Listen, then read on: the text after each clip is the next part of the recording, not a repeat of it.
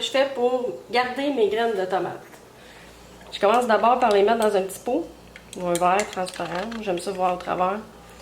Puis je rajoute un peu d'eau.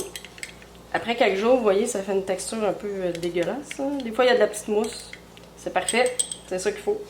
Ça va permettre à la petite gélatine qui est autour de la graine de se dissoudre en la rinçant. Alors voilà. Ça prend juste un petit tamis avec assez petit. Il ne faut vraiment pas que les graines passent. Il suffit alors juste de les rincer.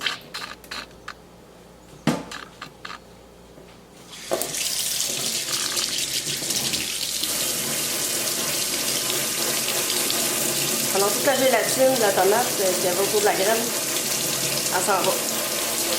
C'est ça qu'on veut parce qu'on ne veut pas avoir des graines avec ça autour.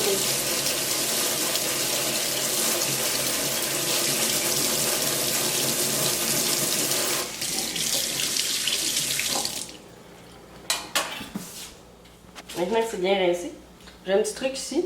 Je fais juste appuyer sur un papier d'essuie-tout pour absorber le restant d'eau qu'il y a autour des graines. Parce que le but, c'est qu'ils deviennent sèches puis propres. Mais s'il y a trop d'eau, ils vont mal sécher ou ils vont coller. Voilà. Je passe un petit peu.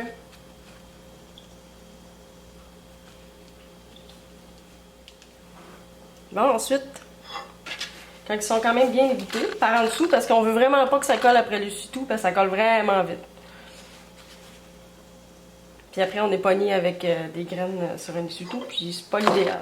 J'aime ça quand ils sont bien séparés, c'est pour ça que je fais cette façon-là. Sinon, on peut très bien les laisser sécher sur un essuie-tout, mais après, il faut faire les morceaux d'essuie-tout. Puis... Bon, là, j'hésitais le plus possible. Séparer sur une assiette. J'ai pas essayé sur un papier parchemin, mais je vais essayer prochainement parce que d'après moi, ça sera encore plus simple sur un papier parchemin. Voilà.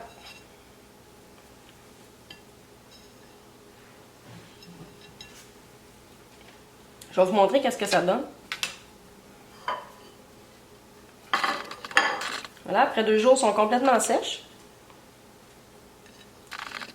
Ils sont faciles à décoller dans une assiette. Il faut quand même les décoller, mais ça se décolle bien, puis ça fait vraiment des belles graines pour conserver.